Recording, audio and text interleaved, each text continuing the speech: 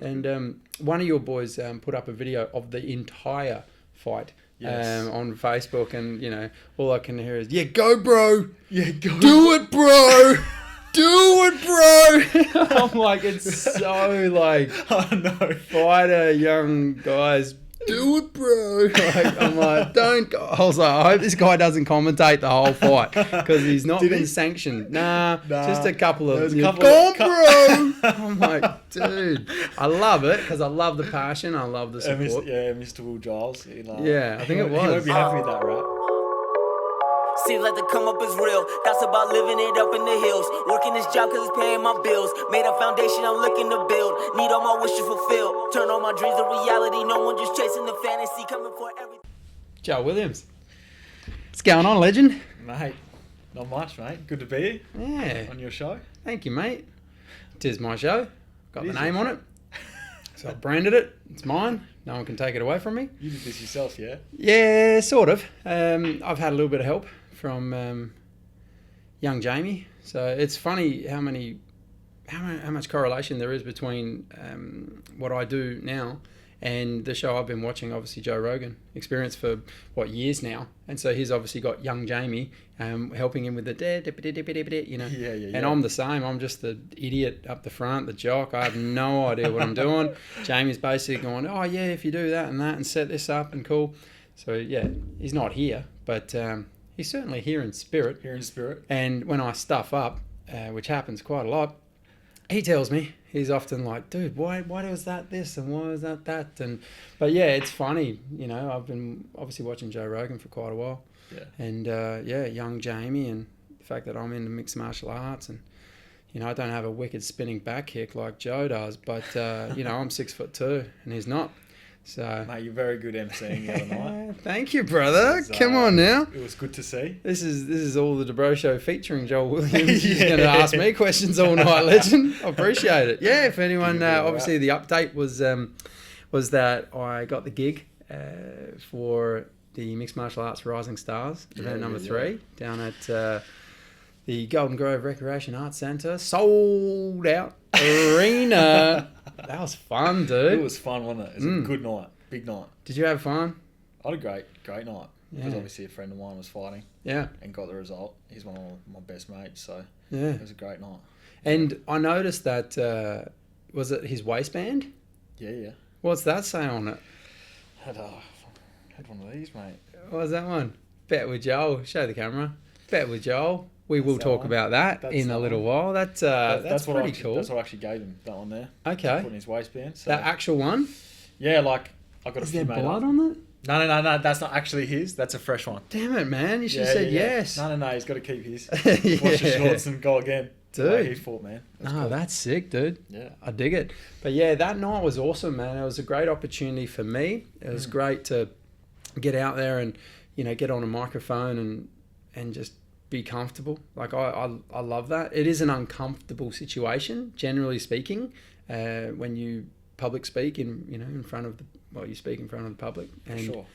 And ad lib and never done it before, but nah, mate, I had fun. Yeah, you look like you had fun. Yeah, I was literally jiving up there, man. I was like, whenever someone had wicked music, someone walked into Scribble, scrub ticket serious, check to check it. I was like, ooh, I was loving it. So for me, I mean, I watched a little bit of Bruce Buffer, and I watched a little bit of everybody else, and Jimmy Smith, who still does the DFC, so the Diamondback Fighting Championship. He does that one. Jimmy's just got a lot better tan than I do, but and his moves are better. His dance moves are better as well. But no, he's awesome because it's funny when I first rocked up to one of their shows, and I was like, man, I could do that. I could have fun doing that. And I met him and shook his hand and said g'day, and he's a really nice guy. And then the opportunity, Craig Ike said, do you want to do the Rising Stars? And I was like, yeah. And then I seen you there. And I was like, front row center, baby. What's up, bro? What's going on here? Yeah, I had front row, cage side. Yeah. And you had front row on the other side. And I'm like, what are you doing here, man? And so PJ Van Guyen Yeah. It Yeah, was his, I took. debut. It was his debut, and I mean, Rising Stars. So there was a lot of debuts that night, but that was, in my opinion, fight of the night. Yeah, well, it ended up winning it, didn't it? Yeah. So I mean, I watched it and just wait. Was there an actual award? There was an award. I didn't know that. I thought, well, I mean, I thought it was fight of the night. So It was fight of the night. Yeah, so it got awarded fight of the night. He awesome. went to war and did his thing. Here's a little bit of vision, man. Check it out. Where are we? I haven't tested it, so you know. Is this you?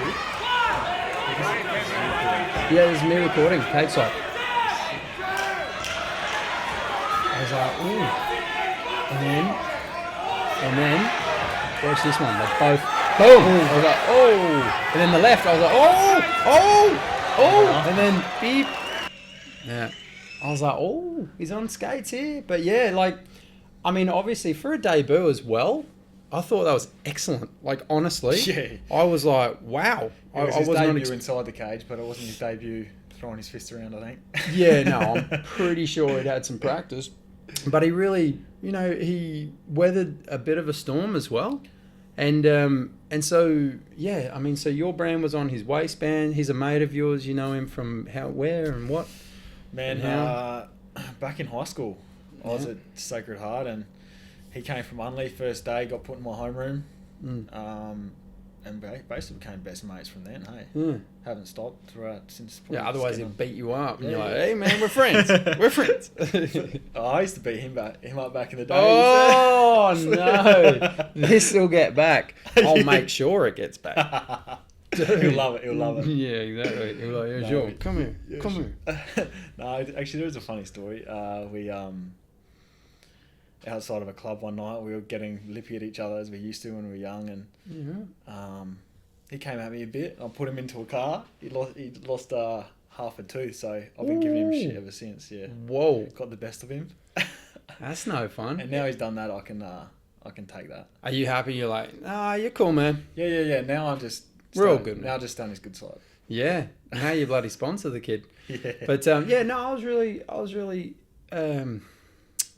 surprised, to be honest, by the level of talent that was the Rising Stars. I because if you watch the UFC and then try to watch that with the same eyes, it's not fair. No. Do you know what I mean? That's not fair. That's like watching AFL, Aussie Rules Football, and then going to local level and going, well, how come he didn't, kick at 70? Or why didn't he take the big screen? Yeah, so... No, it was good. I was pleasantly surprised by it. I mean, some fights were better than others, but... Yeah, definitely, yeah. Yeah, I thought there was some talent there, for sure. Yeah, the girls got in there too. That was a bit of a war. Like, she hung in there all 3 rounds, but, it was a dominant performance by the winner. A young woman from New Zealand, I believe, and now she's back here in Adelaide. But she came out to this New Zealand Warrior song. I was like, hold on. I was like, ooh, it's tough, man. Those girls. I mean, they're tough girls. I'm not stepping in. Yeah, like I was thinking, like, what if that was my daughter? It's crazy how they get into it. Just hard kicks. I could be wrong, but I think she's a mum too. Yeah. I was like, wow, whoa. But probably when you give birth, you're like, mate, so, shin to the head, that's nothing compared to childbirth, man. Like, once you've done job, I wouldn't know. But my wife tells me it's quite hard. And, I mean, anyway, that's for another time. Basically, I was very pleasantly surprised. Not surprised as much, but just it was a pleasant experience. I thought it was better than I expected. And so that was good. Me too. And one of your boys put up a video of the entire fight on Facebook, and all I can hear is, yeah, go bro, do it bro, do it bro. I'm like, it's so like, oh no, fighter young guys, do it bro. I'm like, don't go. I was like, I hope this guy doesn't commentate the whole fight, because he's not been sanctioned. Nah, just a couple of, go on bro. I'm like, Dude, I love it because I love the passion. I love the support. Mr. Will Giles. I think it was. He won't be happy with that rap. Oh, well. You're all right, brother. You're getting there. Don't worry. Right. Slowly. You'll be fine. But, the fights were great. I really thoroughly enjoyed it. But why I got you on was because, obviously, of your new brand. But, again, before we speak about that, I want to speak about your trophy. So, main event winner of the Adelaide Poker Series. Yeah. Literally, was it Saturday night or Sunday night it finished? Saturday night, late. Yeah. 2 a.m. on Sunday morning, I guess. Yeah, we started Friday. Yeah. And finished Sunday morning at 2. So not a bad paydays. It's all right. It's all right. It was bad paydays, that one. It was good for me personally just to get the main event win. Yep. I mean, main event title's been something I've been chasing for a while. 2 seconds and 2/3 in main events in the past, so to get number 1 is... Well, to get number 1, yeah. Hey, that's funny actually. I in Jono's, Jonathan Karamelikis, his episode launches this Sunday, right? Yeah. I literally called you runner-up because you've had a few seconds. And I said, Joel's not going to be like that, but this is who I am. I'll tell you to your face. I remember saying to Jono, Joel, Joel was a mate of mine, he came second. Oh, runner-up, he did come second a couple of times, didn't he? So I gave you a little shade in a good way, and it's just roundabout that now I'm sitting with you. Yes. All love, bro. All love. Yeah. But I'm sitting with you and we're sitting and you don't have the runner-up trophy. You have the bloody main event winner trophy. And what I wanted to draw your attention to was this message I left you.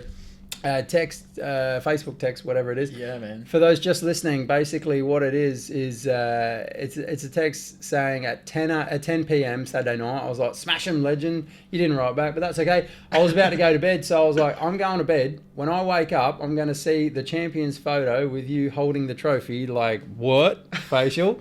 Do it. And then he went and did it. Yes. With deuce 4, nonetheless. With deuce 4, whatever that means. Obviously, was it an epic heads up battle, or was there a good little chop, or what was the what ended up happening? Also, I guess an interesting final table, where I was always reasonably comfortable, but there were always some monster stacks and they just continued to build and bully. Build, not necessarily bully, but just things were going right for those two guys. Yeah. Which happens. And then I remember thinking when we had 5 to go, there was like me and 2 other guys who were relatively even, and then these 2 guys with absolute stacks. And I'm thinking, you know what, man, like, be realistic. Like, obviously, I'll try and navigate through this, but third's probably a good result for me. I don't know if these guys can be caught. Then just picked off one of the other guys, built a bit of momentum. And then got in a big pot with that deuce 4 because they asked me what 2 cards, and so I said the deuce 4 because of this hand. Got into a big hand with deuce 4 and hit a straight on the turn, and obviously I raised pre-flop, so he couldn't put me on 2-4. No, that's beautiful.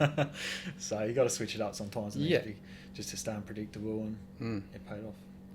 As a friend Jim Nage might say, just a luck box. Just going to luck box it, Malacca, whatever. They use that word a bit down there. Yeah. Oh, well, you were sitting with a luck box, weren't you? Old Bocky Bock. Old Bock, yeah. Old Bocky. Yeah. So when we got heads up, even though I did make a comeback, Bock was probably a 3-1 chip lead. So it was a long grind. We grinded back and forth, and I eventually gained the chip lead, and kind of throughout he was willing to do a deal. Once he was under. He did even say it when he was in front. I did want to play it out, but it was kind of getting late and everyone was watching, and then look, my number 1 priority was to get the win. So I said, look, when I got into chip lead, I said, look, if you do want to deal, we can deal, but I'm going for the win. But you still, So if you want to talk about that, but were you able to then set aside just a heads up an amount, or was it just a nice chop and then it was just play for the win? We just chopped up the cash 50-50. So Well, that's nice of you. 26,500. Yeah, you could have ICM'd it, but 26 and I a could have half ICM'd grand. it. I could have ICM'd it. 26 and a half grand, but you know Bockie pretty well. Yeah, in the poker that's scene. it. I mean, So we're all mates. Yeah, that's it, man. I would have said 27 flat for me, and you can take 25 and a half. Yeah. But no, that's cool. It's all good. Yeah. No sweat, man. Yeah. 2 days of effort.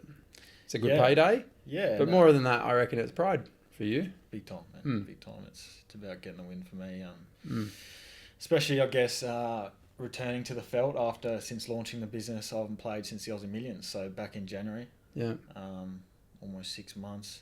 I always play well fresh, but I documented it on my business's page on the Instagram that I'm returning to the felt for the main event and to go and take it out. It's pretty cool. It seems just well, that's what you do. Yeah, like, you know what I mean in poker. Like you just say it and then you go do it. Yeah. And people don't understand that in poker because you do see a lot of the winners. You always do, but poker is probably 90 to 92% losing. Like, depending on whom you are, but generally speaking, they only pay out top, 10%, 15%, something like that. Yeah, 11, it's 12%. not easy. Yeah, and it's not easy, and everybody knows the game nowadays. Definitely. And you haven't played since Aussie Millions, and yet you just fell into a groove. I think there's levels to it, and sure. I think, there's a really good pool of players in Adelaide, but, obviously you go in always believing pretty confident. I've played there a lot of times, super comfortable. And just enjoy playing fresh. When I'm in the zone, I feel like I look back on the tournament, I don't think I made a bad decision. And that's huge to say over 2 days. And not often you'd say that, but I legitimately think that. I always review my hands, and that's probably what led me to winning that. Yeah, it's key. Well, I mean, sometimes it's going to be preparation, and then sometimes it's application. And it just depends. But it's been many moons since I've been playing as well. I've been busy, doing my thing. So if anything, I'd play some cash and with the boys. But it's not as easy when you get lugged down with work and family and a massive worldwide show. Conor McGregor's coming on next week, so is he? We're excited. Yeah, I couldn't do this week. You were here, so we said no. You got your priorities right. Yeah, I said rain check. Rain check, Conor. Fly back, come back next week. Yeah, well, I mean, thank goodness he's got his own plane. True. They just turned around mid-flight. Which was good. But I would like to talk, a little bit about entrepreneurship.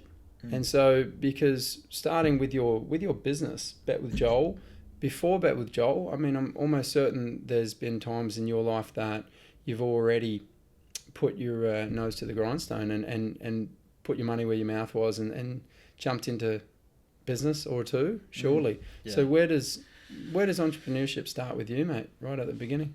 Far out, man. Right at the beginning. Were you robbing kids' lunch money or something?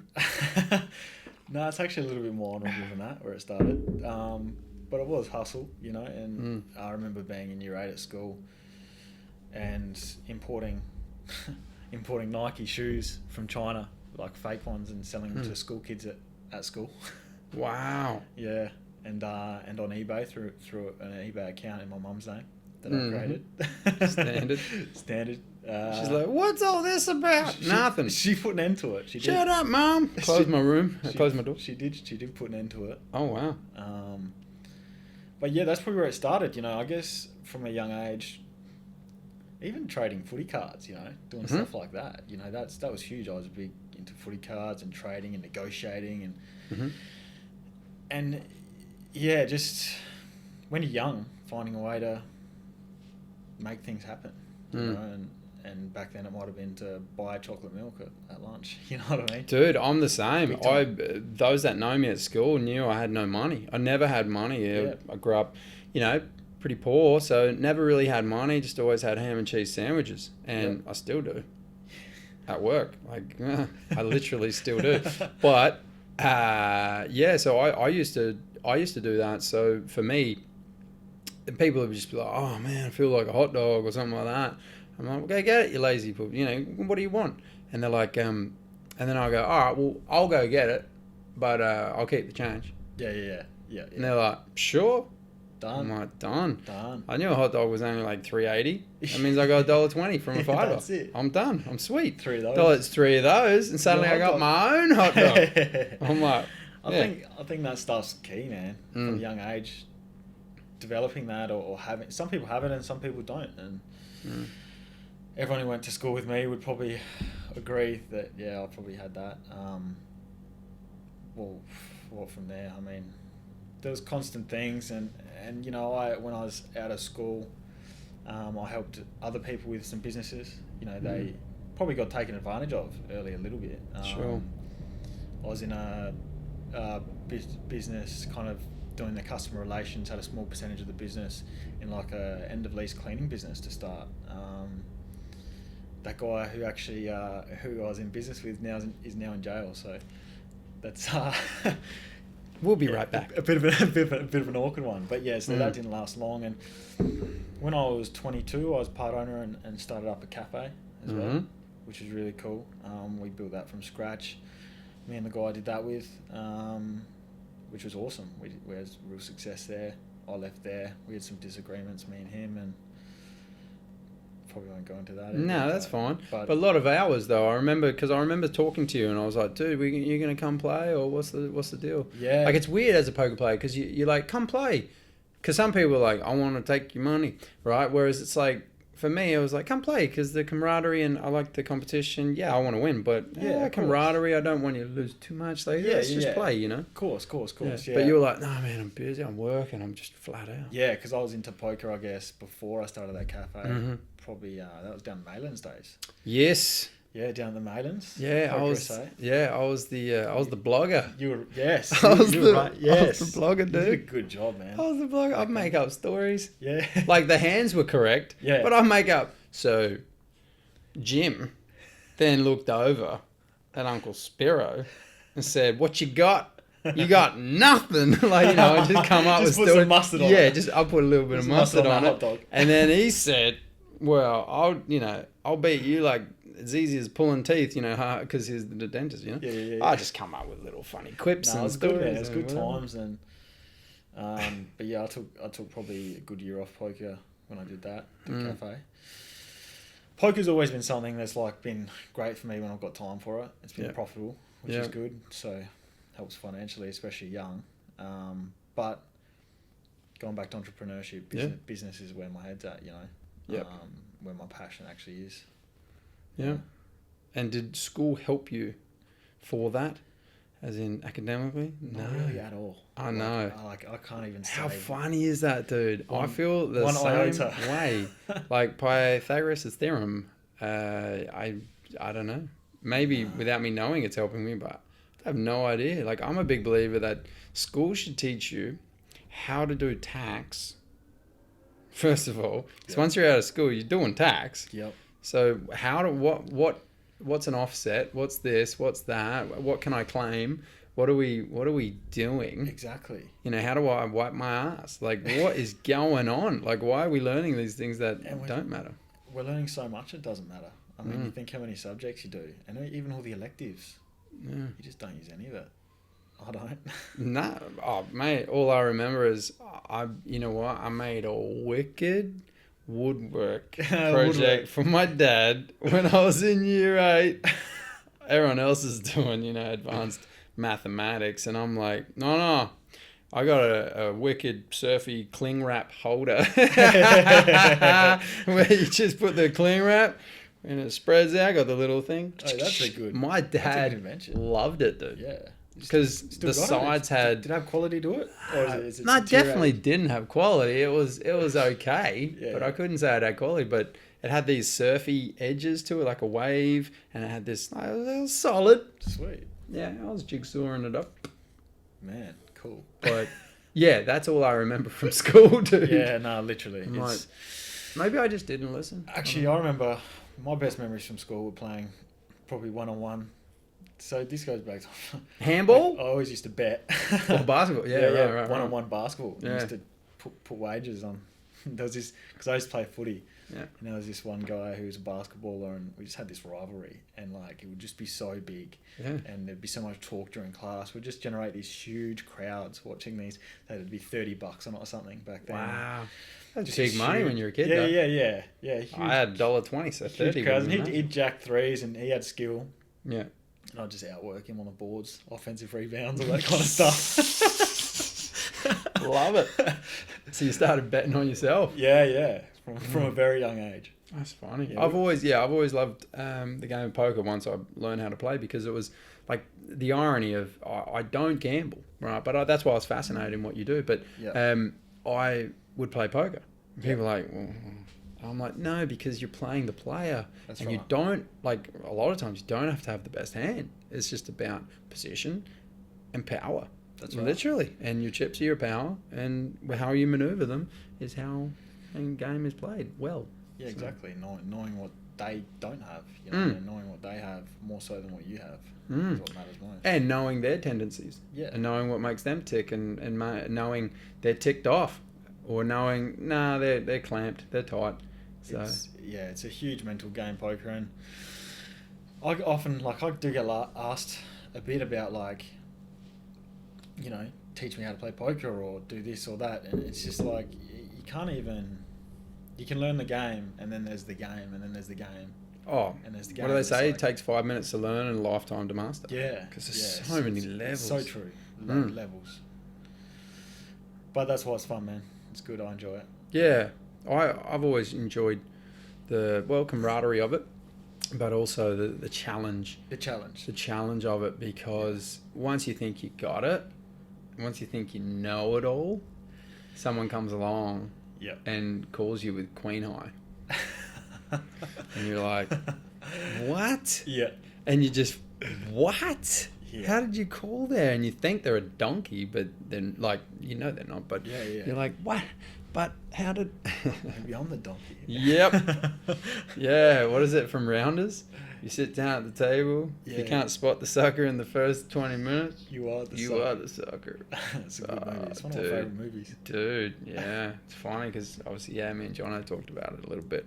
We talked about the, Worm, and the fact that, they had such a quality of actors on that movie. It's an amazing array of actors. They did. Malkovich. They did, man. Like Matt Damon. Who was Worm? Old mate. He's a brilliant actor. There's just so many good actors. Yeah, one of the greats, that one. Yeah. Even the Professor is an old, amazing actor. I don't know his name, but he's been in everything. And they've tried to do poker or gambling movies since. Nothing's ever compared. Lucky You. I haven't seen it. Oh, Jennifer Harmon's in it. And they do the old, nice hand. And you're like, oh, dude. Does your head in. Yeah. But so from the school days in the schoolyard, you now have ran businesses. You've now had cafe. You've had a few different things going on. So lead us into Bet with Joel, because, like I say, for me, I really wanted to know, what is Bet with Joel? In your words, what are we doing? Bet with Joel is an opportunity for people to follow me. Basically, me do what I did for myself for so many years, and now do it for other people. So, and pretty much take it to the next level. Whereas, I was sports betting. We didn't talk about this at school, but when I was 16, I wasn't winning at 16, but I learned a lot of my hard lessons young, and never stopped, and was immersed in sports, in odds, in numbers, just from a young age, and probably is what helped my poker as well. Yeah. I made quite a decent amount of money sports betting when I was early 20s, and that changed it for me when I got a few big wins, and I started to really invest my time and more so look at it as an investment. Sure. And manage bankroll and be responsible, not try to take big multis and get rich quick. Sure. But more so try and earn. Back then it was, if I can earn $1,000 a week doing this, I don't have to work. And I haven't had a job 9 to 5 since probably I was 19, to be honest. And stuff like poker and sports betting's allowed me to do that. And so betting for me's developed into something where I found where I had an edge, and I'd continue to expose that edge. Obviously, bookmakers in the current landscape in Australia, it doesn't allow you to continue to win, because they'll just restrict accounts and restrict people, which is a disgrace to the industry, by the way. It should be addressed. So that then led me to a point where, you know, I would source friends' accounts, families' accounts, and it wasn't sustainable. So where do I take this next, you know? And it was actually I thought about something like this, but I had, you know, Anthony Chaptini. Yep. Chappers. He called me one day, and this is... Machine. He called me one day and he goes, man, I dreamt about you last night. Like, you're in my dreams. And he's never said anything That's like always weird, but go on. Yeah, he's never said anything I'm like listening. this before. He said, like, dude, you need to, like, start a tipping business. I just thought about it. People, you know, live like you live, and, you know, you don't work. People want to see that. Mm-hmm. And I reckon it'd do really well. And after he said that, and I'd already thought about it, I thought, well, look, if someone's coming to you and saying that, there's something legit in this. Something in the universe. The penny dropped. Yeah, a little bit. Mm-hmm. To pull the trigger. Yep. You know, all right, fuck it. Yeah. Let's pull the trigger. How do you start something like this? Well, so that's when I looked at the industry. Not so much the betting industry, but the tipping industry. And there's no governing body or no one to kind of tick off who's good and who's not. You know, people are claiming this, and there's lots of frauds out there. Sure. And people trying to sell a get rich, like there's lots of level thing, double, this kind of stuff. Oh, I've seen that. Yeah, I've seen that. It's everywhere, and it's it's shocking, by the way. Okay. Because it's just teaching people with not much, giving them a big figure number, we can get to this, and trying to sell them that. And so my goal was obviously to bring something completely different to the industry, something sustainable, something legit, and something that it really truly is what, if you go onto my website, it really truly is viewed and spoken about, and as an investment. Yeah. You know, like investing in a stock. You know, I do my graphs that way. We stake accordingly, and you know, it's just changing that perception. Yeah, your approach, because I've only done limited research, because I like to hear it from the horse's mouth. Yeah. I've done limited research to where there's a lot of graphs, there's a lot of imagery, there's a lot of showing, not speaking. Yeah. That's good. Yeah. Because otherwise, you know, talk is cheap. Talk is cheap, man. Yeah. Talk is cheap. And the stats, I've said it before, but the stats are the facts, man. And I do like showing graphs and leading by example. And obviously, when I started this, I mean, whether people say it or not, but you feel skepticism from people. Of course. Just naturally, just the industry. People can't... There are people that are careful, which is fine, so they should be. Of course. But there are people that don't want to believe it's true as well. And those people are people that, you know, drive me a little bit as well. Just of course. To you know... Transparency. Exactly. And drive me just to... Yeah, like, you know, there's you know, people that want you to do well in the world, and there's people that, you know, are looking from afar and can't stand it. And so... True. You know, it's good to just obviously put the way I did Bet with Joel. It wasn't betting kings or, you know, gods of bet or anything like that, where if it didn't go well, you could just fade off into the distance and no one would know it was you. I put my reputation, my face on the line of this business, you know, and I don't think there's too many people that would do that. So that was probably the biggest.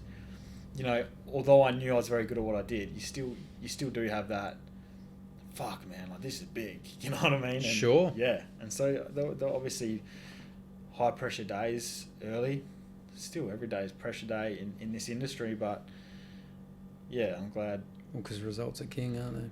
Results are king. No results, there's no business, but I'm very confident in what I do, and the results are speaking for themselves now. So. When you were saying in your early 20s, what, or even within the last few months of launching Bet with Joel, what has there been any real wonderful wins, like turning points, where you can pinpoint and go, oh, that was a solid? The way I bet. Yep. The way I bet would be I would go on runs because I wouldn't hit like, oh, what a win that was, one win. It was more so I would go on like a 3-month stretch where, like after I was banned from every bookmaker in Australia, I was struggling to get bets on. I was sitting at a poker table in Sydney once, and there was a guy sitting across from me, and he was talking betting, and all that. And so I chimed in on the conversation, and he was like, "Oh, what do you bet on?" And I said, "Oh, I bet a fair bit on the NBA because it was current NBA season." He's like, "Oh, no one can beat the NBA." And I was like, "Oh, yeah, I'm pretty sure I can." Yeah, I'm pretty sure. He's like, "Oh, okay, well, I'm a bookmaker." So if you actually place legitimate bets and it's worth my while, that's what he said to me. If it's worth my while, I'll take your bets on. He's like, "How much do you bet?" And I said, "I'll bet as much as you take me for." And he was like, "Send me all your bets, whatever you want, however much you want on it. I'll take them all." I said, "What bookmaker do you want to represent?" He said, "I'll represent them all." So it was a license to print for me, and I think he let me on for 36 days before he cut me off. And so he cut you off. Why? I remember the phone call. He said, "Me and my big mouth." Were his words. Right. Yeah. And so because you were taking from him, or so how does that work? So basically, layman's terms, please. So basically, I would do the markets, do my research as I would, and instead of placing the bets with Sportsbet, he would take the bet. Right. So he acts as a bank. And so if you win, it's coming from him. Aha. Right. So gotcha. And if I lose, he wins. Gotcha. Right. So he's backing me to lose. Right. Anyway, he cut me off. He cut me off after 36 days, and yeah, right. No, he wasn't a friend, but no. Yeah. That's what I'm saying. Yeah. I couldn't imagine friends being able to be banks and No. Yeah. Yeah. I couldn't imagine. I wanted to talk to you about that because what the heck, dude? How do you bet on a game of NBA when the last 3 seconds and there's a 2? Like, we know there's edge in poker because it's like there's an absolute edge in poker. Yep. But with basketball, dude, here's my case in point. Yep. I was watching the championship the other day. Yeah, at work. Just in the back. the last minute went for about 15 minutes. Yeah. And and then some people were celebrating because it was the time on the clock was 0.00. And I'm like, so there's no time left. And the guy's like, well, there sort of kind of is, but there isn't. And I'm like, this game is stupid. And then I thought, because I knew I was going to probably sit with you, I was like, how the hell can you then have an edge when the time clock is gone and they still might get a shot off and you've got like money riding on it?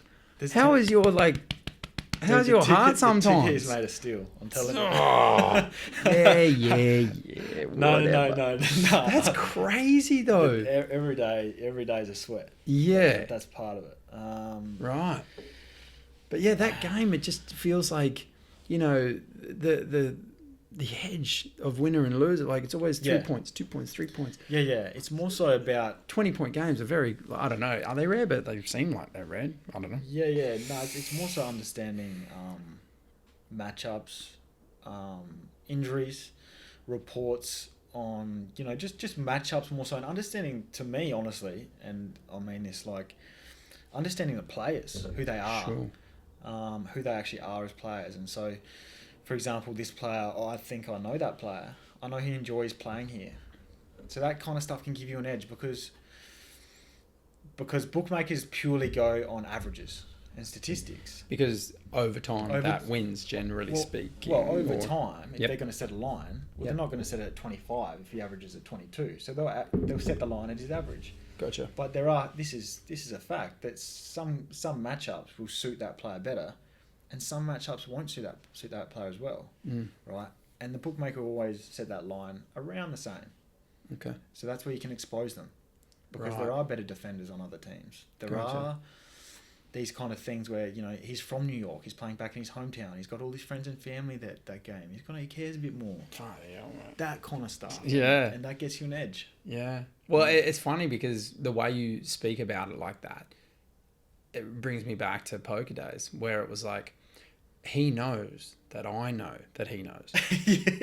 So if he knows that I know that he knows that I know, that's what it is. Levels. does he then put it out there for me to feel like I know what he knows?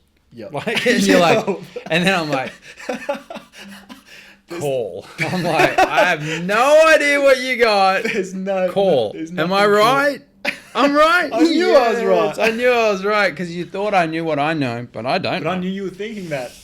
Yeah, you almost had me like in metagaming, like to where you just he knows that, she knows that, he knows that, what knows that, he knows, and his drink has come late, and so he's pissed off. So he's like, dude, yeah, that stuff matters. Yeah. So you're saying that on a whole nother level as well.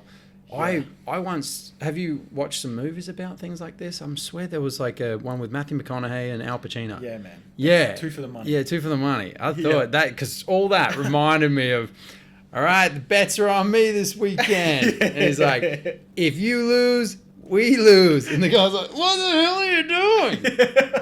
And he's like, yeah, that's what's happening. Yeah. I'm on a roll. Movie. I love that movie. All right.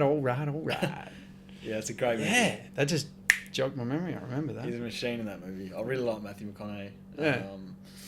Great movie. Some sad truths in it. Yeah. A little bit, but yeah. Yeah, that laundromat man with his like getting into Ferraris and then ending losing. And that I wanted to ask you about that because for me, again, like when people talk to me, because I am not a gambler at heart. I played poker. Yeah. So people then, because I've never bet on a horse, a dog, a basketballer, a tennis player, a footballer. I think the only bet outside of poker I've ever made was on Conor McGregor and Floyd Mayweather. Because I was like, well, who knows with Conor? So I was like, $100 on a knockout first round. Because I was like, why not? It's either that or it's not, and Connor's going to get dusted. Yeah. I was like, it'd feel like an epic if it happened, and an epic that had happened. Fan of his as well, so and I'm a big fan. Yeah. Yeah. So for me, I was like, entertainment. Because I think it was like 15 or 20 to 1, as it should have been. Yeah. As it probably should have been 50 to 1. But I just thought, you never know, Connor, like, apparently has all this power. Yeah. Will it transfer? I'll be there if it does. Yeah. I was like, I'll be there if it does. Yeah, with that, just that one, I was like, Connor by knockout, $100. And I think it was like 15 or 20 to 1 or something. And I got it at that. And then by the time they fought, I think it got to 6 to 1.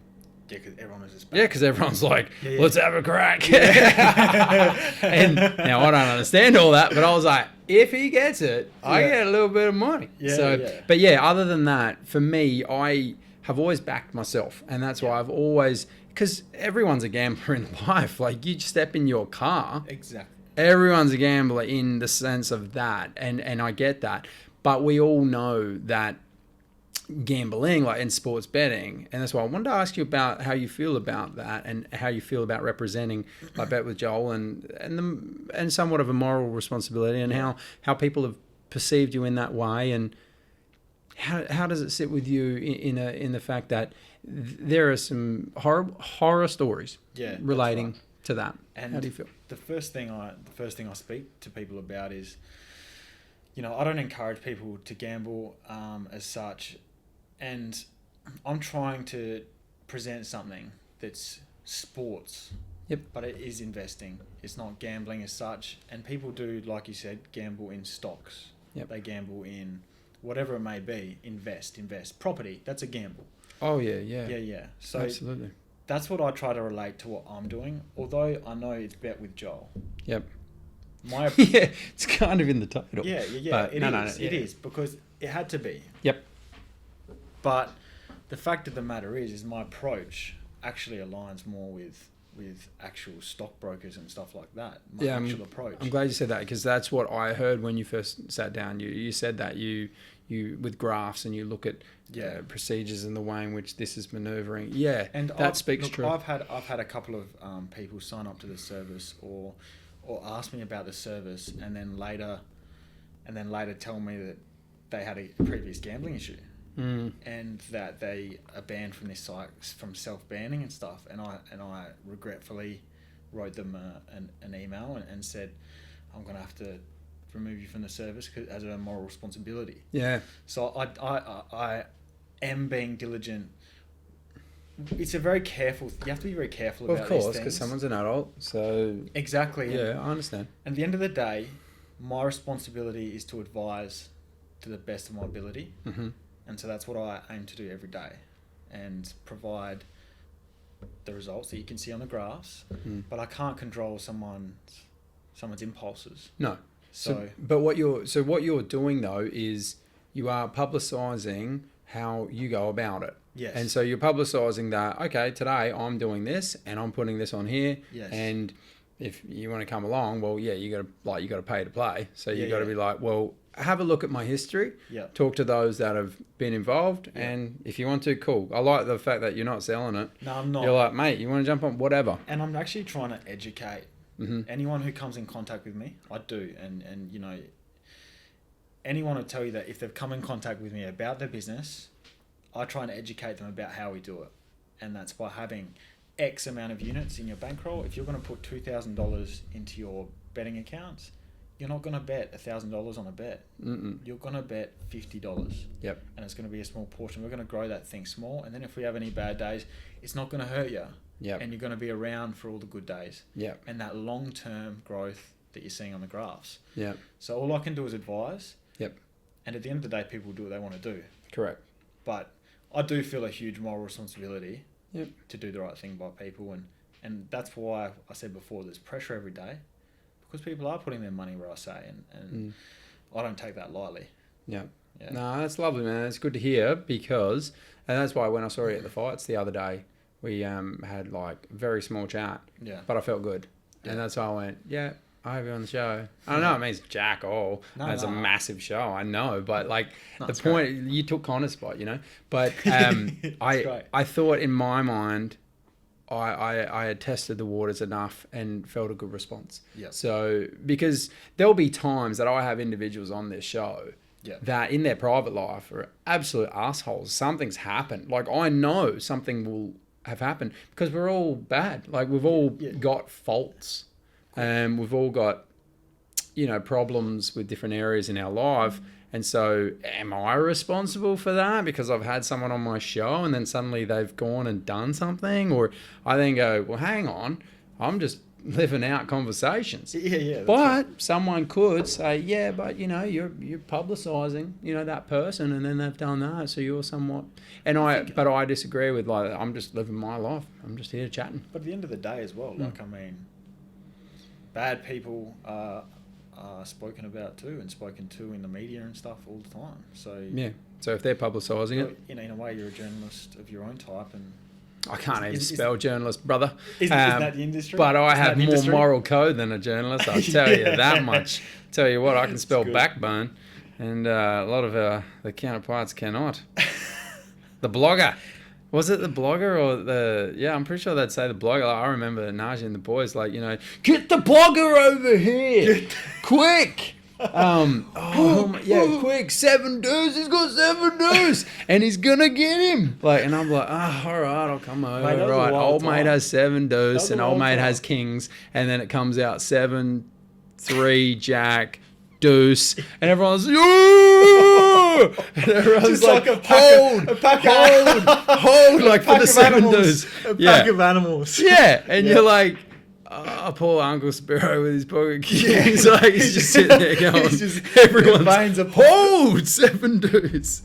Oh man. Those were the days. I'm just, the names escaping me, but. Because who are the infamous down there? You got Chris Najee. Brown? Yeah, Brown. Oh, yeah. He's like, oh, no. Here we go again. I got kings. What do you got this time? What are you going to get me with?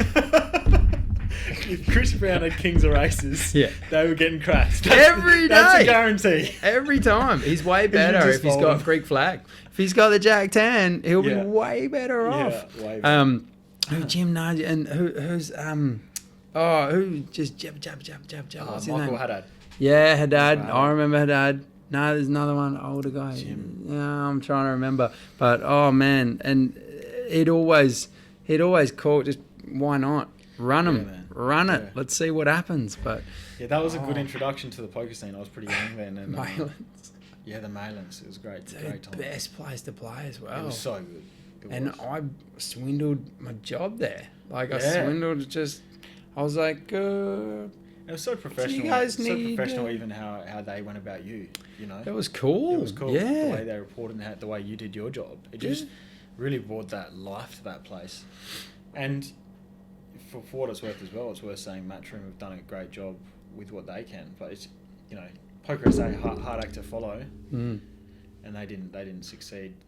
Costs were too high, I think. But Matchroom have done a good job as well. Yeah. In a state that the casino's not really doing its job, that's for sure. Yeah, well, it's a weird one. It's like a whole of Adelaide, and there's one little room. Like, you know what I mean? Yeah. And the match room's bigger, than it is bigger. the casino, and you're like, what? How is that possible? The games that the casino offers, the positioning they have in the casino, it's really a joke. Like, the poker room should be in the middle of the casino or somewhere where people can see it. You know, it's almost like a proud part of the casino. Instead they've got pokies in the middle of floors and stuff like that, and the poker down the back. Well, it's right down the back in the corner. It's a real dungeon. Dingy dungeon. Yeah. Not many drinks staff come around. It's a real yeah, it's like, shithole to you want to play? You can play. I've not played there in years. Yeah. Years. Yeah, it's a... Yeah, I haven't played in a long time. Yeah, you don't. You suddenly, match room or, home games or whatever else, and you do that. And so with every day, I always like to talk about it. I like to talk about, with your bet with Joel, what kind of mentors do you have in your life? Known or unknown, meaning directly around you, or it could be on the net? It's a good question. Yeah, really good question.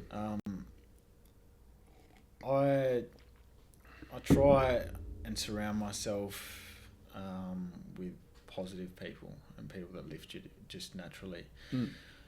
I've always been a bit done things on my own terms and different from the norm, and so entrepreneurial. And more so not before I got a popular word and everyone's an entrepreneur. I don't really like that idea of it. Gary V, obviously. Of course, yeah. And he's great. Yeah. But yeah, he's like, everyone wants to be an entrepreneur now. Yeah. And he's great. But he's a gun. Yeah. It's more so when you're like that, you see people, and maybe as a poker player, you see people's response and how they feel about what you're doing, just naturally. You can see it on their face. And I surround myself with people that, really are positive and lift you and support you and basically get rid of everyone else, man. Because you have to. Yeah. Well, negativity just pulls you down, doesn't it? It does. Just takes away your flow, your passion, your Jimmy, you're jiving, and suddenly, you just get this dark cloud around you, and you're like, ugh. It does, and it'll keep you in the Chris same place. Brown, leave us alone for a second, all right? But in saying that, and poker's a great thing. Chris is a lovely guy, by the way. It's just he does get a few bad beats. Yeah. But you have to realise as well, people are. Poker brings all sorts of people to the table, and so, there's no doubt some bring upon negative energies. And for me, I found great success removing all that from my life, and more so focusing on me and not being subject to anyone or having to listen to anyone. I never really had a mentor as such in terms of directly beside me. I probably think that would have been hugely valuable a few years ago, maybe early 20s, but never kind of eventuated. I've had good people around my life, but yeah. And so when you look in the mirror with what you do on a day-to-day basis, as an entrepreneur, you answer to you. That's right. So what's your reporting of you currently? How do you feel? Yeah, I feel good. I feel as long as I'm ticking boxes every day and continuing to grow. You know, for me, if I stand still, as an individual or as a business, I think both probably. Yeah.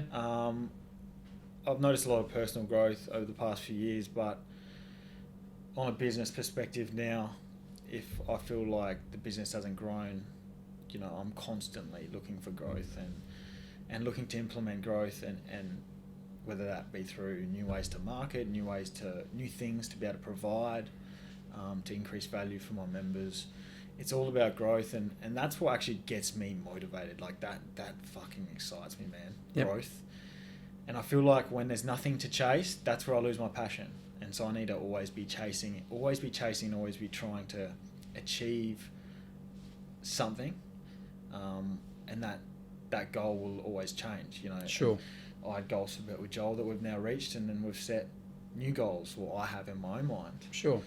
And that's really what motivates me. And if I don't have that in my life, I won't want to get out of bed, man. So that's big for me.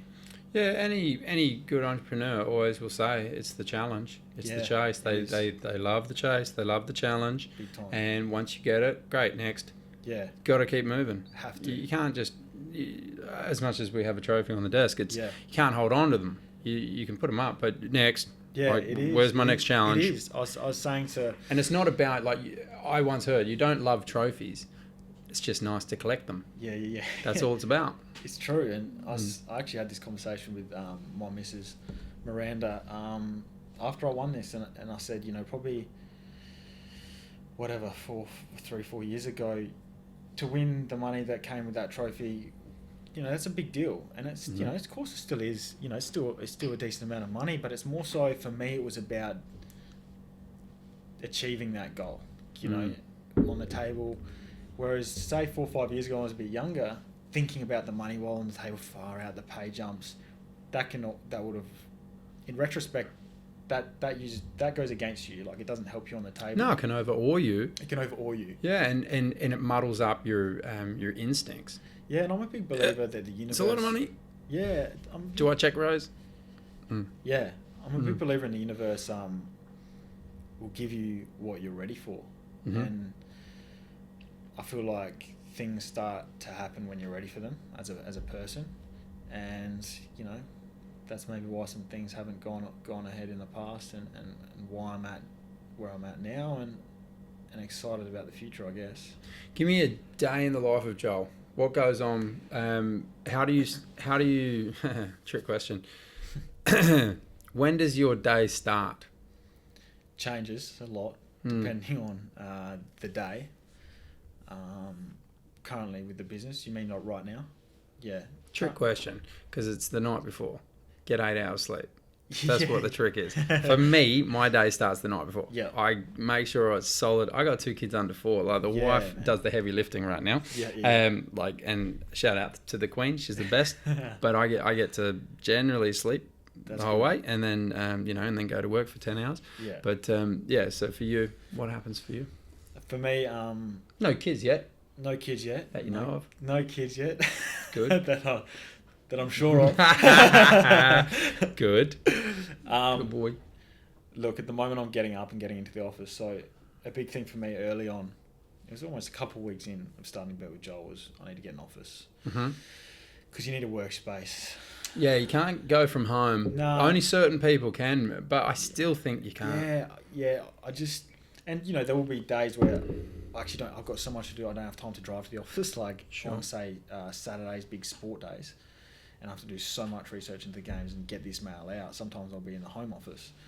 But during the week, I like getting down to the office, and I just work better going through what has to be done. And, you know, I was working in the office till 6 tonight, went home, had dinner, and then came here, and I didn't get half of what I wanted to do.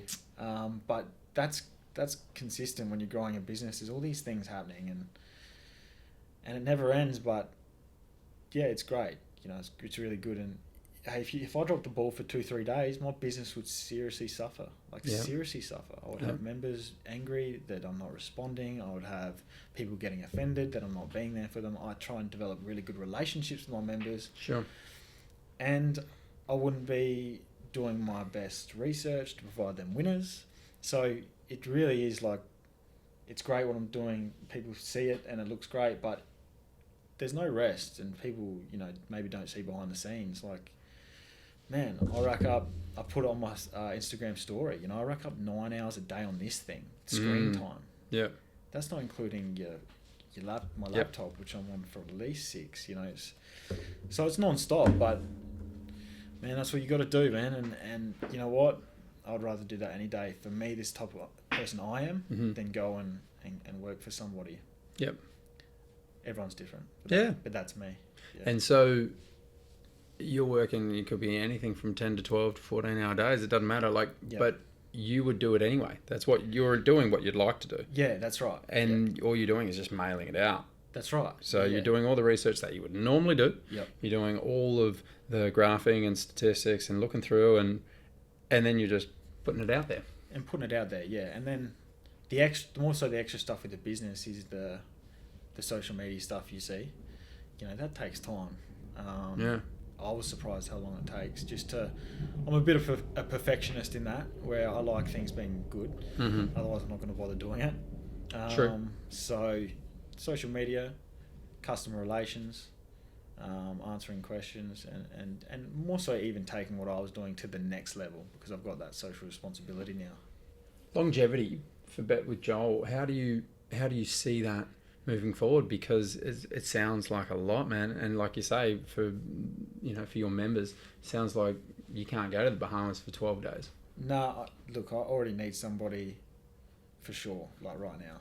Like I'm talking about it right now. Hard to find the right person for that role. Yeah. You know, there's one thing for sure, they can't replace me in the market, so I'm also need to get someone that is good at everything else. Yeah. Unique person.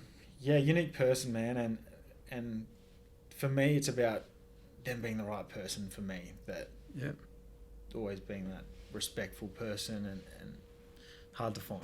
Yeah. Hard to find. You're not calling Jappies? Yeah. Hard to find. Kidding.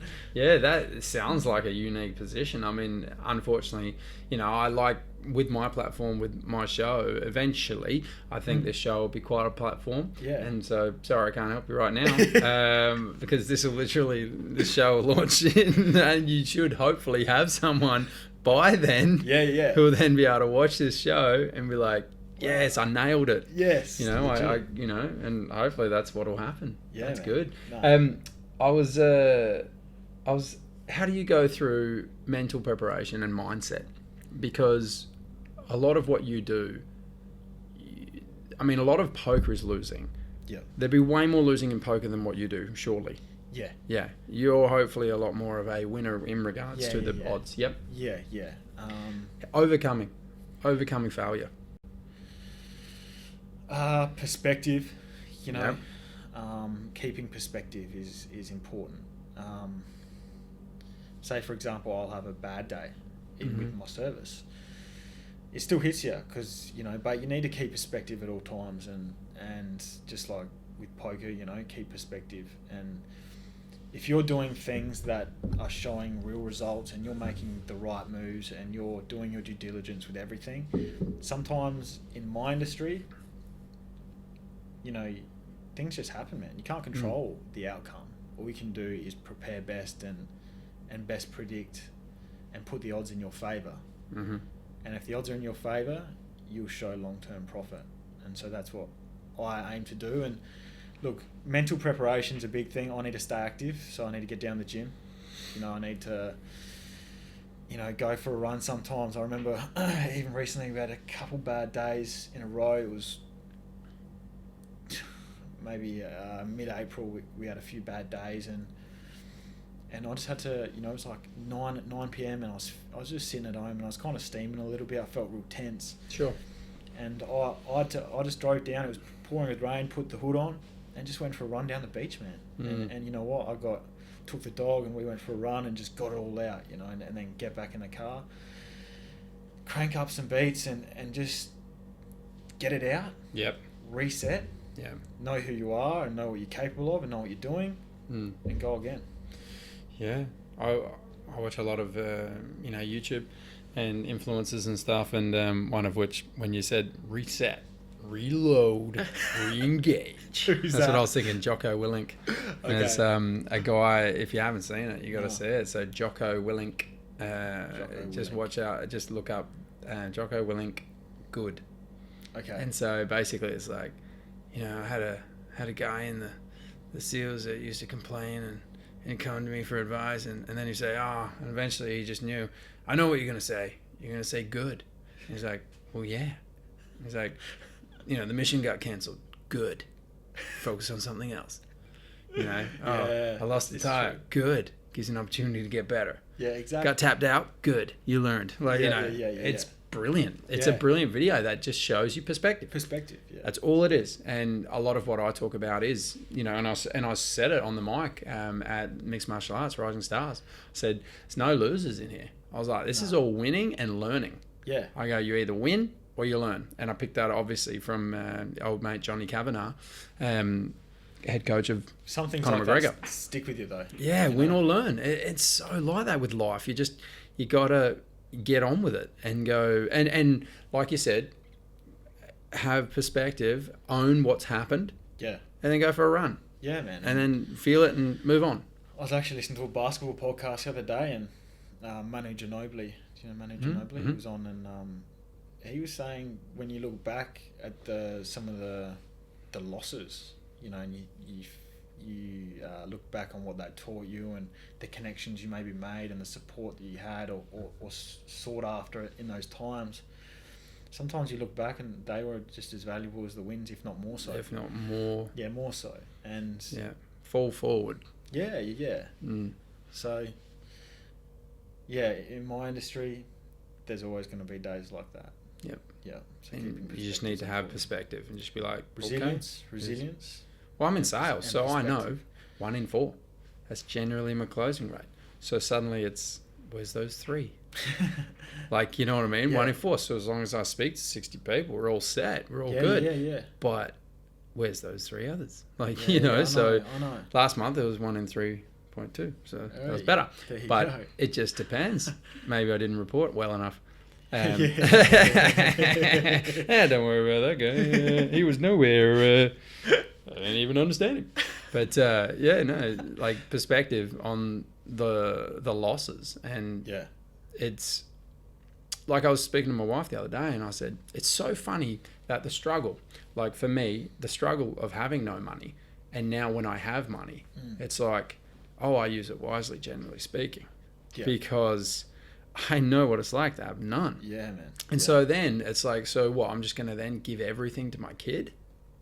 That doesn't make sense. Yeah. Like he won't then learn at all.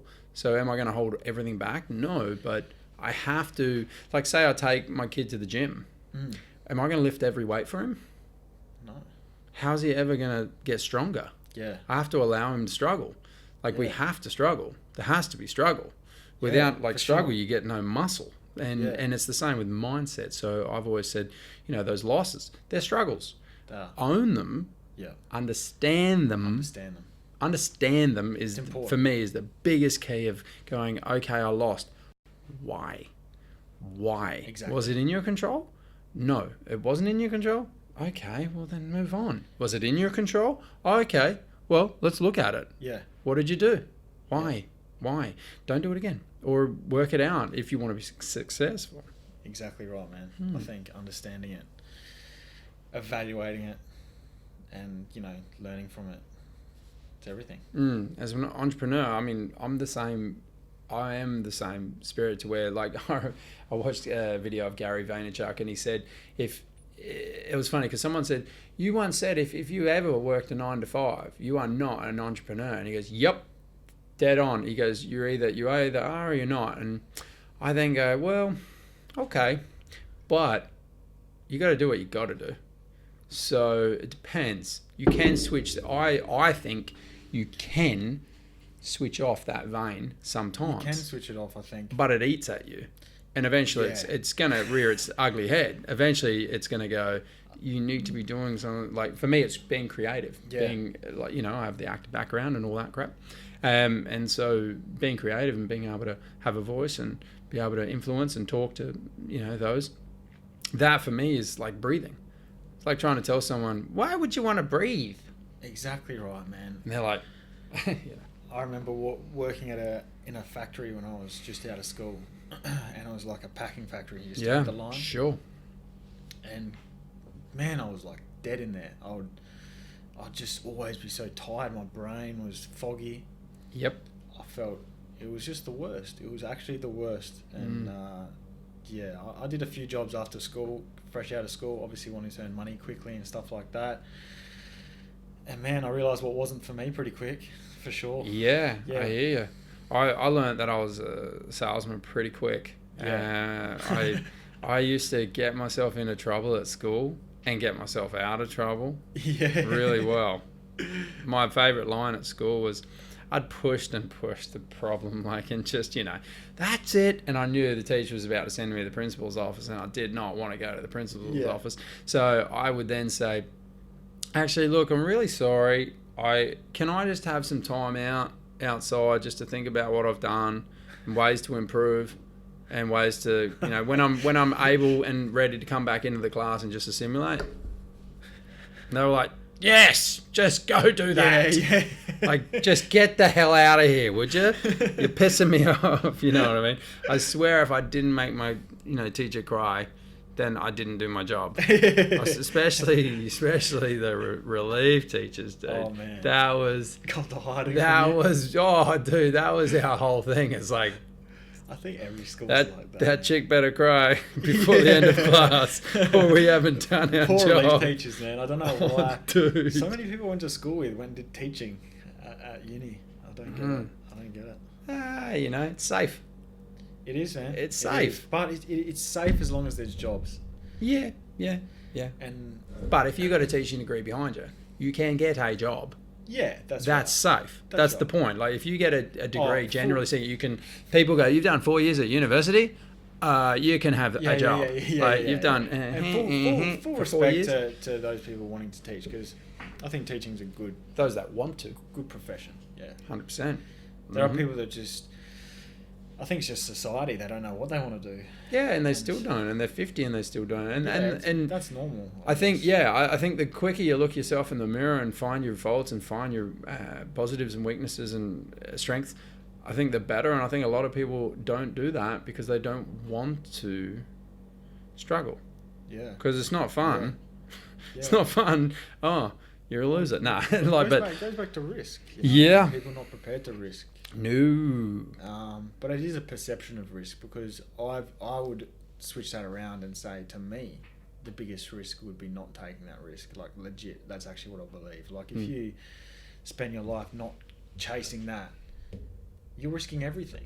You get to this age and you look back and wish you did that. I mean, that's the biggest risk of all, is it not?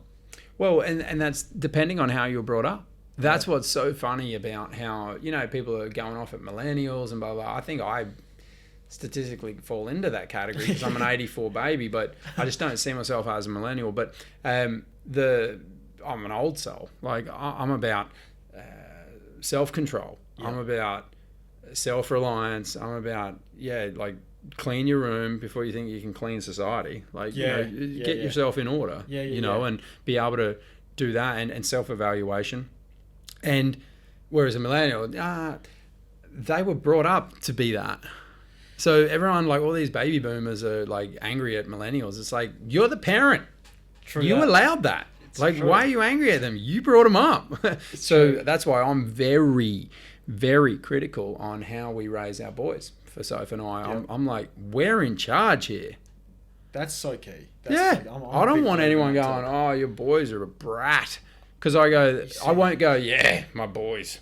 I'll be like, that's on me, man. Yeah, like, that affects me. 100%. People are stupid. And like, to their known self be true. I'm stupid at times, but yeah, I take extreme ownership. That's a Jocko Willink thing as well. Just extreme ownership to where it's like, I don't own my child, but whilst he's under my roof, I am responsible for how he conducts himself in the world. Exactly. Conducts himself. No, I like that. I think I'll be the same with mine as well, to be honest. Very similar. Are you a long way off, or are you like 10 years off? What are you When's thinking? this going to get released? What? No. I'm joking. I'm just thinking. Yeah, you better hold yourself now. I'm doing this next week. I'm going to slip this one out. Honestly. Well, how old are you now? I'm 26, man. Yeah, so, no, you got time. You got plenty of time. Far out, you got time. I mean, this isn't 1940s, Amish country where, you'd have 7 by now. No. But, if someone has, good for you. If you're doing the right things and you're living straight and you're doing that, great. Good for you. For me, right now, I've just got to focus on what I'm doing. Mm-hmm. And I think that'll get to a point where, one day it'll get to a point where then I'll go, okay, amazing, sweet, and then look for that other area of life that obviously you're going through now and you're experiencing. Yeah, my advice is have kids, definitely. When and you have to really want to. Yeah. Because when you have and then they're giving you the shits, you're like, I can't chuck you out. Yeah. Not yet. Yeah. Wait until you're 16. And then you're out. That's right. On your ass. But no, like you really realize the day you have a child, it's crazy, man. It's a crazy feeling that nothing prepares you for it. So try to be prepared. Yeah. Be prepared that you aren't prepared. It's crazy. You're not prepared, but be prepared. Yeah, I've always, fail to prepare to fail. But I'll always be prepared and then be prepared. Yeah. That, good luck. Because it's all different and every kid's different and how you are is different. Just make sure you have those conversations with your significant other of, hey, what if this happens? How would we react? At least have the conversations. It's really key, man. Yeah, man. It's really key. And you and your partner being on that same wavelength. Same journey, same wavelength, yeah. Yeah, and also what you expect from your children as well. Yeah, well, exactly. What do you want to see in them? Yeah, because for me, extreme ownership. I take it personally. If my kid's being a dick, quote unquote, I don't like that. No. I want them to be nice. I want them to be polite. And so we're very yes, please, thank yous all the time, just drilling it. And it's funny, man. We're at a different age. I'm 34, so you're 26, and you'll find it when you get to when you do. But it warms your heart when when your kid uses when they're really polite. I can. Dude, it's like, oh. Yeah, man, I can. And I've realized my kid is a closer. Yeah. My kid is a closer, dude. Leo, mate, he is a salesman. He is closing deals. He is closing his mum left, right, and center. Yeah. Like the other day, literally, I think I've said this on the show before, but I was shaving, and I listening to him, and he's like, "Mom, can I please have an oat bar?" And she's like, "No, I've told you, only one. Da da da da da da da da." Yeah. And he's like, "Mom, please, I really just want an oat bar. I mean, it's not that bad. Mom, yes or no?" And she literally, okay, on the spot. She's like, all right, I'll get you one. I was like, yes, 1 in 4. That is nice. That was 1 in 1, son. That is nice. 1 in 1. Well done, son. I was actually happy with it. In your head, you're clapping. Yeah, in my head, I was like, because where did he get that? I don't. Hey, honey, yes or no? You went and looked in the mirror and said, he got that from you. Yeah, I was like, he got that from you. Yeah, I was like, he's going to beat you one day. This big deep cloud came on me and went, oh, who's treat him right. You're either closing them or they're closing you. I was like, oh, he's got me on this one. But yeah, no, that was epic for me to hear that, because I was like, yeah, that's cool, that's man. Funny. Those little things would mean a lot. Yeah, I can empathise with and that's the thing. I'm looking forward to that. You've got a challenge. You've got a challenge with already what you've got, and kids are an absolute challenge. So always, if you can help it, go into it fully aware that this is now your challenge. Yeah. You know what I mean? When you have kids like that, is now this is now the challage to help and to to grow.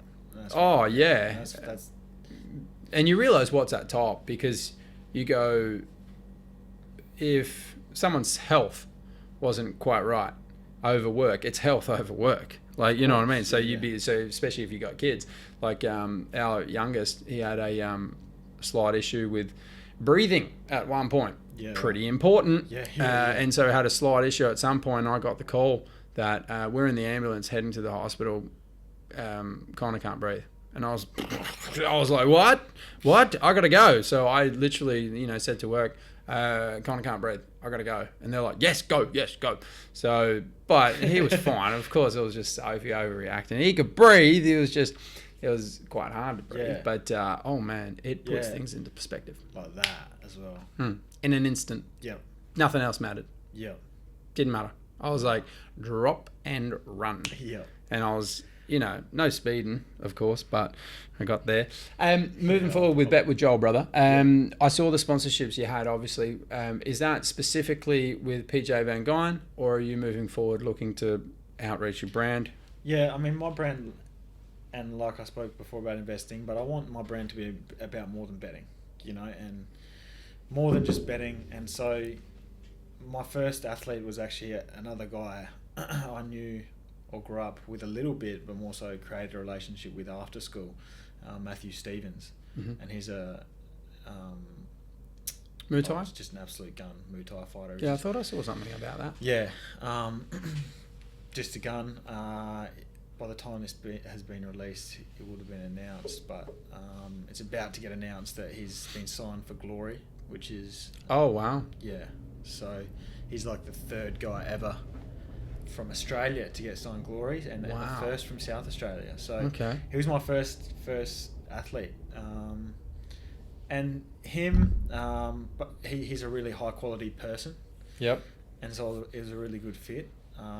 He's a really intelligent guy. He's got a master's in psychology. He's an excellent pianist. He speaks at universities, and he's a gunfighter. So he's someone I respect, and he respects me as well. And so it was a good partnership. PJ is a brother, and so it was only right that I was there for his debut. And doing, bro.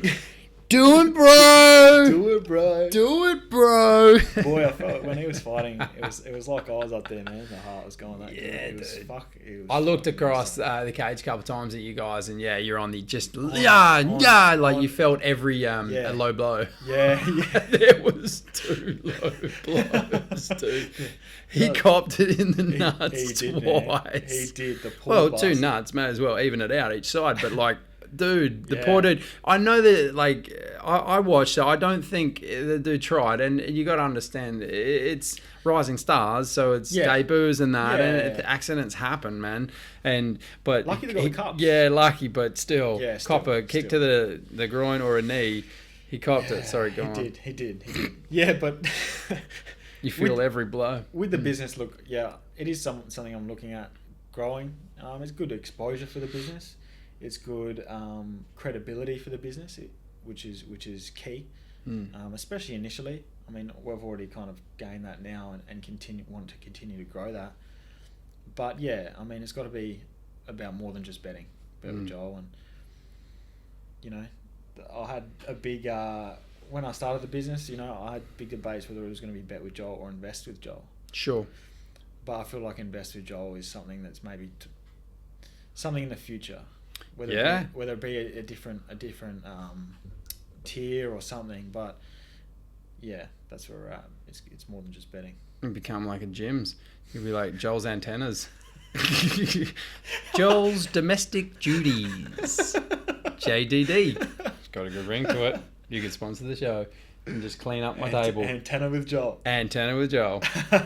We'll be right back. Antenna with Joel. Nah, man, I'm really excited to see where this goes. Like, thanks, I'm sure you've got lofty goals, like winning the main event again, and obviously with, bet with Joel and moving forward.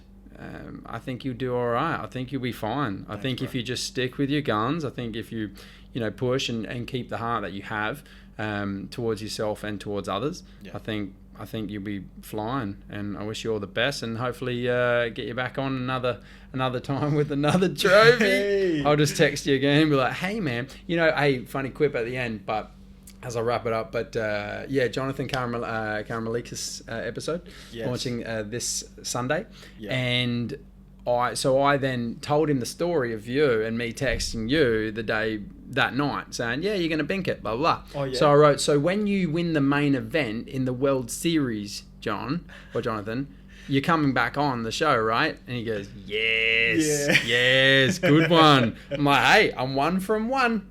You are, man. I'm 1 from 1. So hopefully I'll be 2 from 2. But thanks, brother. I really appreciate it. I appreciate you having me as well. No. Pleasure. Thanks, bro. Bet with Joel. I don't know. Like I said, I've seen it, and I've looked into it, and I've seen the way in which you're moving with graphs and things, and I think I like the strategies behind it. It ain't pie in the sky stuff, and it ain't get rich quick stuff. It's investing, like you say. It's the way in which, like stock market, and everybody gets on the stock market and thinks they know what they're doing. You may as well get a helping hand. Damn right. Mm-hmm. And I like other people saying it rather than myself, so it's good. Means I'm doing the right things, and I appreciate the rap, brother. Pleasure, man. Until next time, dude. You take it easy. Don't be sleazy. Cheers, brother. Cheers, man. Good man. Good fun. Thanks, man.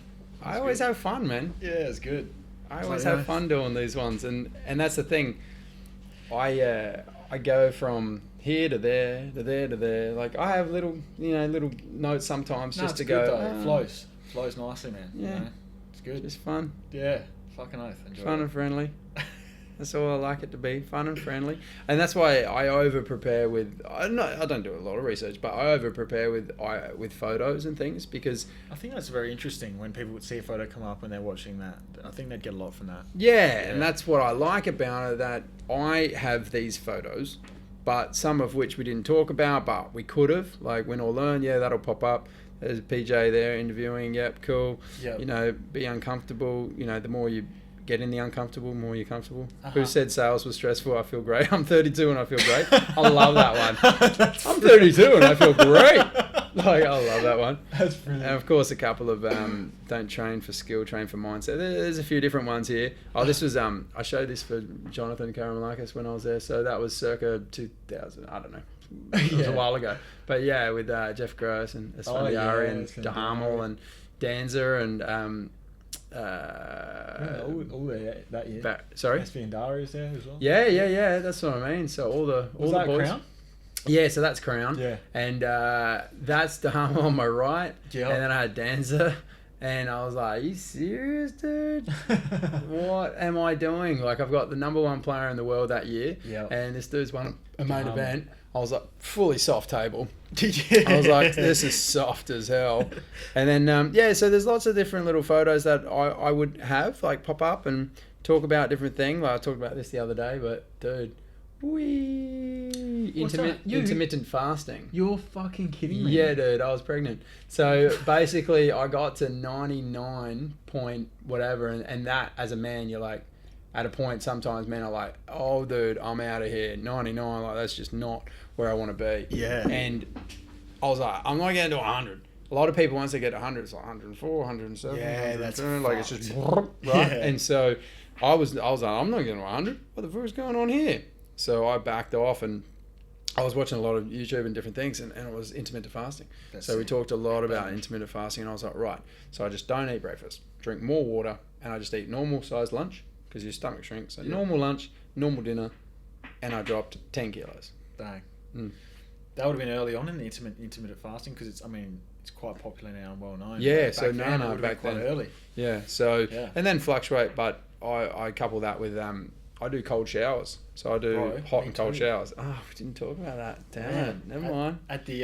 That's why I say what's a normal day, and I was hoping maybe that a cold shower. Yeah. Well, I do. At the end of my shower, I just chuck on cold. Correct. For not as long as I should. Like 30 seconds. 30 seconds, but boy, does it bring you to life. Dude. Perspective. I it goes breathing. Sometimes. Yeah. That's what you do. Well, because you take your breath for granted. If no one's home, I'll fucking start talking. Yeah. When the cold hits me.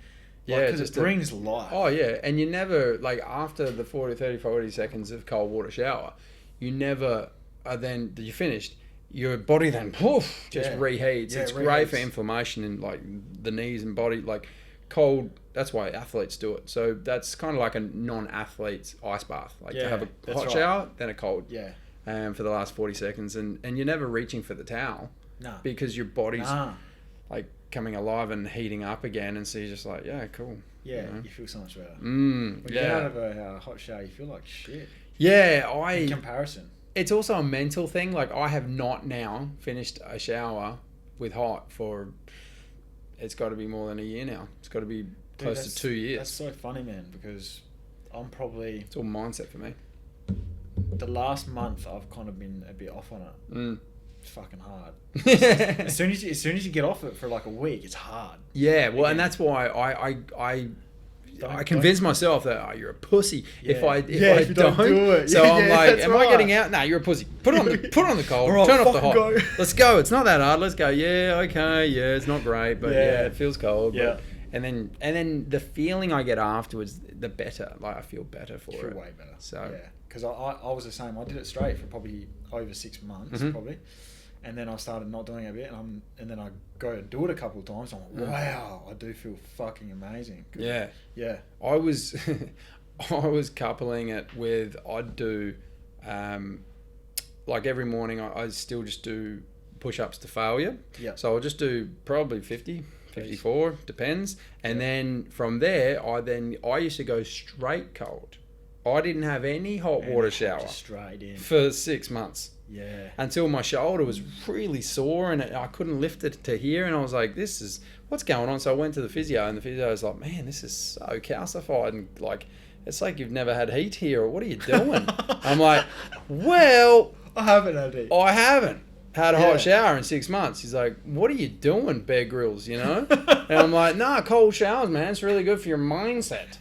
And he's like, you're a moron. So he's like, so what's your morning routine? And I said, well, yeah, push-ups to failure and then cold shower. He's like, yeah, okay. So no warm-up and then no warmth. Yeah. And then cold shower. Yeah. Yeah. No wonder this is calcifying and you can't even lift it past there. Yeah. And so now it's just loosey-goosey. It feels great. But yeah, so he just, like, you could hear it. No. Like, as he was pressing in there, and it hurt. But he got it all fixed up for me. So but that's who I am. Again, nuts and bolts. Like, this could have been better, but I'm happy with it. Like, I'm stoked. Yeah. But I could have maybe done a bit of more research. Oh, you did cold shower. Like, you know. Yeah, yeah. But I like the authenticity of, that's cool. I want to learn as we go. Yeah, yeah, that's right. Yeah. No, whereas some people are like, oh, why didn't you ask that? Or why didn't you do this? And I'm like, you can do your own show. Yeah, that's right. Why don't you do your own show? How long was it that we went for? I reckon we started about 8:15, and we went to, so an hour and a half. Yeah. 9:45. So 9:40. I reckon about an hour and a half, which is perfect. Like, that's perfect.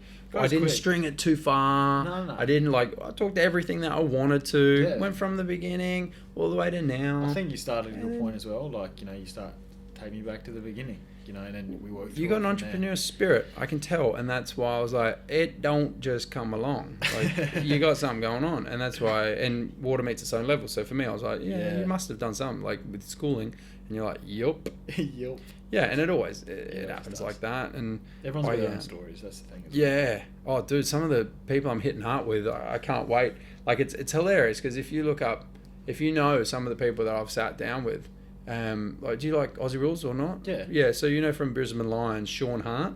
Yeah. He won 3. Yeah. So we sat down about 3 months ago. Is that right? Yeah, so that chair has had, like, you know, some cool, like, really different people. Yeah. And that's why he was a gun, and he, I know his son, and he's just a lovely guy. Like, he's a solid dude, and you know, I have a faith, I'm Christian, so, and he's solid Christian, like, flat out. So a lot of what we're talking about was that, but but it was actually Easter morning that he came on. Oh, wow. Yeah, literally Easter morning. He said, I'm over, like, because he's a part of a coaching staff of Gold Coast now. Mm-hmm. So he's like, yeah, we're playing Port, so I've only got Easter morning for you. I got an hour. And I'm like, done. Dude, let's go. So, yeah, so before church, literally I sat down with him, had a chat, and it was an hour of power. It was lovely. And then it was like, all right, see you at church, because I know his son Ricky. So I went and I would sit up the back, and boom, there he is. He's like, hey, dude. There he is. Like, it just was so funny. That's so cool.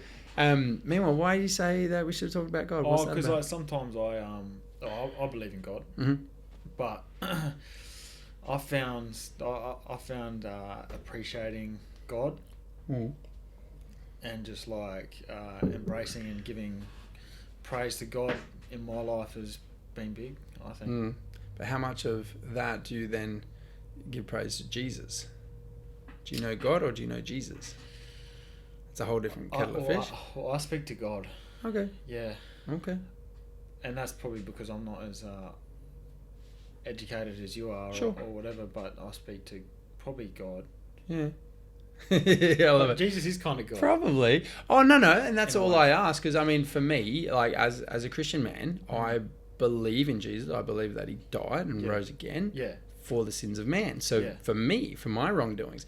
So, when you say, I talk to God, I go, okay, great. But I just dive a little bit deeper than that. And I go, do you talk to Jesus? And if you know of Jesus? Yeah, of course. Oh, good. Yeah, of course. Okay. I didn't know that. Well, I went to a Catholic school. Mm-hmm. So, Okay. and we go to mass every Christmas Eve. Sure. So once a year, it's not much. We're those once a year types, you know? That's funny. Hey, no condemnation. But there's no condemnation from you know my what? side of It's- things. In this day and age, man, and you know, some don't acknowledge it all, and that's a tragedy. Well, and it's weird because I think if you don't believe, then everyone's agnostic. I don't think atheist at all. There's if you don't believe there's a God, like if you look at someone else in the eyes and go, you are different. Like you've got intricacies about you and physical, like there must have been a creator. Yeah. Has to be. Yeah. Like there's no way. You think you came from a monkey? Good for you. I don't. More insane to think there's not. That's what I think. I go, there's no way that the beauty of that's what I'm saying. Like the fish under the sea, the beauty of a person, the brain that we can only work out 30% of it. I go, come on, man, come on. Like at least entertain. At least just be like, I'm agnostic, meaning I don't know God. Yes. There must be something, but I don't know. Exactly. I'm cool with that. I'm cool with that. At I'm cool with that. At least you're on your path and you're willing to admit that there's someone above you. Yes. I think it's a good thing because it's humbling as well. Yes. That's my faith in a nutshell. That it's good. Like every day, every Sunday, like when I go to church, and again, it's not religious, but it's I like to go. So when I go, which is generally every week, but I feel humbled every time because I realise how small I really am, and yet I'm loved. So I go, wow, it's like it frazzles me. Yeah. Well, I feel humbled when I speak to God, and I just do it my own way. Yeah. You know, and that's. We're all on a journey, bro. We're all on a journey, and that's good, man. I'm happy you spoke up about that because if you ever want to talk, you ever got a question or query, ask me because my dad was a pastor, dude. Like I have pastored, like I have, talked to young people.